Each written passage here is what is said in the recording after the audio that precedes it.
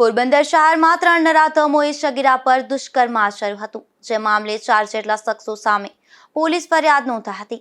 ત્યારે પોલીસે ગઈકાલે મુખ્ય આરોપીને ઝડપી લીધા બાદ તેના રિકન્સ્ટ્રક્શનની કાર્યવાહી હાથ ધરી હતી।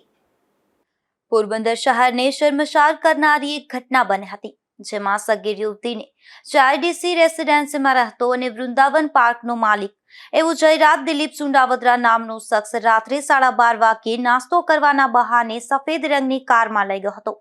ત્યારબાદ જયરાજ અને મલ્હારસિંહ રઘુવીરસિંહ ચૌહાણ તથા રાજુ લક્ષ્મણ મુડિયાસિયા નામના શખ્સોએ આ સગીરાને કેફી પીણું પીવડાવી અને વૃંદાવન પાર્ટી પ્લોટ ખાતે લઈ ગયા હતા અને ત્યાં ત્રણેય નરાધમોએ સગીરા પર વારાફરતી દુષ્કર્મ આચર્યું હતું।